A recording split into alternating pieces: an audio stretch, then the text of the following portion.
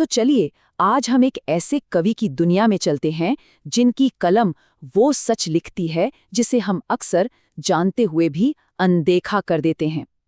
अरुण कमल की कविताएं ये सिर्फ शब्द नहीं हैं, ये तो हमारे समाज का एक बहुत ही शक्तिशाली आईना है। जरा इन पंक्तियों पर गौर कीजिए। दुनिया की सारी गंदगी के बीच दुनिया की सारी खुशबू रचते रहते हैं हाथ। है ना कमाल का विरोधाभास। मतलब ये कैसे हो सकता है कि जहां सबसे ज्यादा गंदगी हो वहीं दुनिया की सबसे अच्छी खुशबू जन्म ले। तो आज हम इसी गहरे सवाल की एक एक परत को खोलेंगे। तो भाई इन जबरदस्त लाइनों के पीछे जो सोच है उसे समझने के लिए हमें सबसे पहले मिलना होगा खुद कवि से, यानी अरुण कमल से। तो अरुण कमल जी का जन्म हुआ बिहार में 15 फरवरी 1954 को। और वो सिर्फ एक कवि नहीं है, पटना यूनिवर्सिटी में प्रोफेसर भी रही हैं। एक कवि, एक क्रिटिक और एक ट्रांसलेटर, मतलब साहित्य की दुनिया में उनका काम बहुत बड़ा है। और इसी वजह से उन्हें साहित्य अकादमी पुरस्कार से भी सम्मानित किया गया। उनकी आवाज में ना एक ऐसी सच्चाई है जो आपको सोचने पर मजबूर कर ही देगी। और यही बात सबसे जरूरी है, उनकी कविताएं सिर्फ सुंदर शब्दों का खेल नहीं है। नहीं, वो एक हथियार हैं सामाजिक अन्याय के खिलाफ। उनकी कलम सीधा उस सिस्टम पर चोट करती है जो समाज के सबसे निचले तबके के लोगों का शोषण करता है। तो चलिए अब देखते हैं कि ये जो आक्रोश है, ये जो विचार है, वो उनकी कविता नए इलाके में कैसे सामने आता है। ये कविता हमें आज की जिंदगी की उस उलझन में ले जाती है जहां लगता है कि हम अपनी ही पहचान खो रहे हैं। कविता शुरू होती है एक बहुत ही जाने पहचाने अनुभव से। ऐसा अनुभव जिससे हम सब कभी ना कभी गुजरे हैं।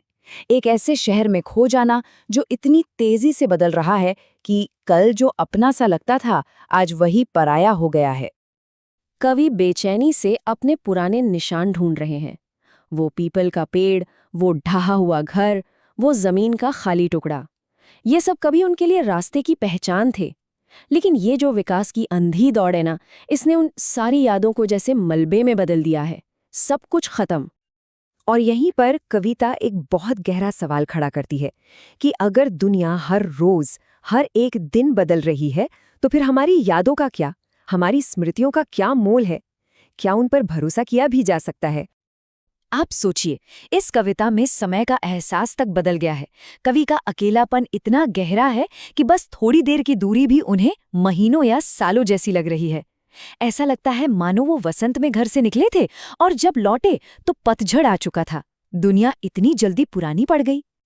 तो शहर की इस उलझन और भटकाव से निकलकर अब हम एक ऐसी दुनिया में कदम रखते हैं जिसकी सच्चाई और भी ज्यादा कड़वी और भी ज्यादा क्रूर है। यहाँ से कविता की लय थोड़ी धीमी हो जाती है, थोड़ी गंभीर हो जाती है, क्योंकि अब हम उन लोगों से मिलने वाले हैं जो खुशबू रचते हैं। कवि हमें ले चलते हैं उन तंग गलियों में, नालों के पार, जहां हर तरफ कूड़े करकट के ढेर लगे हैं। और जरा सोचिए, इसी गंदगी और बदबू के बीच देश की सबसे मशहूर, सबसे सुगंधित अगरबत्तियां बन रही हैं। ये एक ऐसा मंजर है जो अंदर तक हिलाकर रख देता है।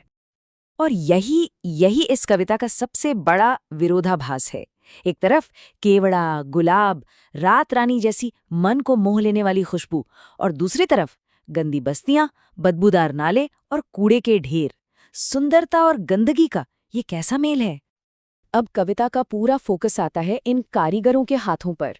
खुशबू रचते हैं हाथ, और कवि ने इन हाथों के बारे में इतने गहरे एहसास के साथ लिखा है कि लगता है जैसे हर हाथ की कहानी हमारी आंखों के सामने चल रही हो। और ये हाथ, ये हर उम्र के हैं। किसी के हाथों में नसें उभर आई हैं तो किसी के नाखून घिस चुके हैं, गंदे कटे पिटे जख्मों से फटे हुए हाथ। और फिर पीपल के नए पत्तों जैसे कोमल हाथ, बच्चों के हाथ, जूही की डाल जैसे खुशबूदार हाथ, जवानों के हाथ। ये दिखाता है कि कैसे पूरी की पूरी पीढ़ियां इसी काम में फंसी हुई हैं। तो सवाल ये उठता है कि इन दोनों कविताओं के जरिए अरुण कमल हमें समाज की कौन सी कड़वी सच्चाई दिखाना चाहते हैं। देखिए, दोनों कविताएं एक बहुत ही गहरी सामाजिक असमानता पर से पर्दा उठाती हैं। वो ये कि जो लोग इस समाज के लिए सुंदरता रच रहे हैं, खुशियां बना रहे हैं, वो खुद कितनी तकलीफ में, कितनी उपेक्षा में जीने को मजबूर हैं। और अब हम वापस उन्हीं पंक्तियों पर लौटते हैं जहां से हमने ये सफ़र शुरू किया था। दुनिया की सारी गंदगी के बीच दुनिया की सारी खुशबू रचते रहते हैं हाथ। अब ये पंक्तियां सिर्फ पंक्तियां नहीं लगती हैं ना, अब हम इनके पीछे का दर्द, इनके पीछे का शोषण महसूस कर सकते हैं। ये सिर्फ कविता नहीं, ये उस सिस्टम की सच्चाई है जो आज भी इसी वक्त हमारे समाज में मौजूद है। अरुण, कमल हमें कोई बना बनाया जवाब नहीं देते। वो बस एक सवाल, एक बहुत बड़ा सवाल हमारे सामने छोड़कर चले जाते हैं। एक ऐसा सवाल जो हमारे जहन में गूंजता रहता है, आखिर कब तक?